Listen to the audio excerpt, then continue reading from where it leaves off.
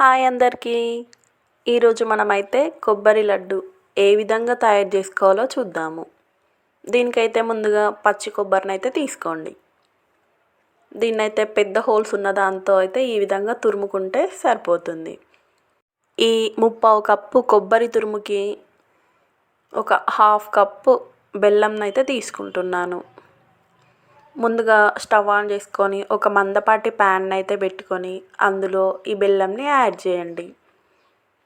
చేసి ఇందులో కొద్దిగా వాటర్ని యాడ్ చేసుకోండి.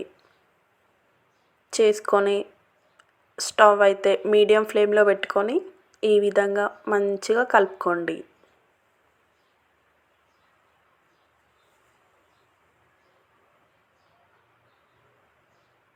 బెల్లం మొత్తం కరిగే వరకు మంచిగా నిదానంగా కలుపుకోండి.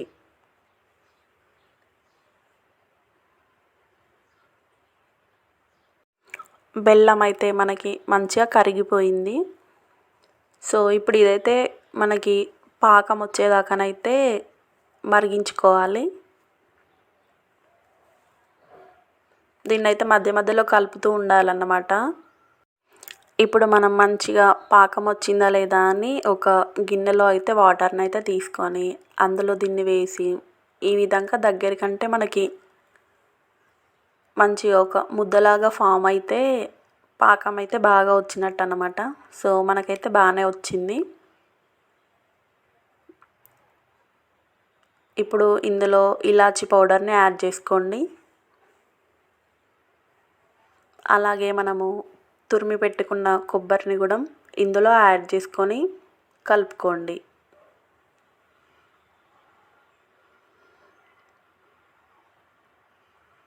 మొత్తం అంతా కలిసేలాగా మంచిగా కలుపుకోండి. ఇదైతే మొత్తమే సిమ్లో పెట్టుకొని అయితే కలుపుకోండి. మనకైతే ఈ విధంగా ఆయిల్ కొంచెం సపరేట్ అయ్యే వరకు అయితే కలుపుకోవాలి. కొబ్బరిలో ఆయిల్ ఉంటుంది కదా, సో అదన్నమాట. ఈ విధంగా మంచిగా కలుపుకొని మొత్తము దగ్గరికి అయ్యేదాకా ఉంచుకోవాలి.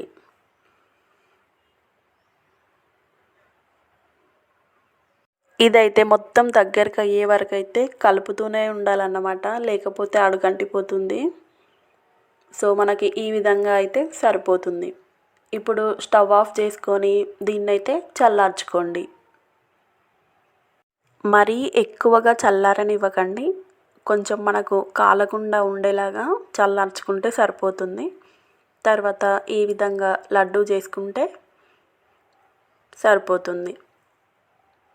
ఇవైతే చాలా చాలా టేస్టీగా ఉంటాయి. ఒక 3-4 డేస్ అయినా కూడా బయట పెట్టుకున్నా కూడా ఖరాబ్ కాకుండా ఉంటాయి. అదే ఫ్రిడ్జ్లో అయితే 10 డేస్ వరకు కూడా ఉంటాయి అన్నమాట. సో ఈ విధంగా కొబ్బరి లడ్డు అయితే తయారు చేసుకోండి.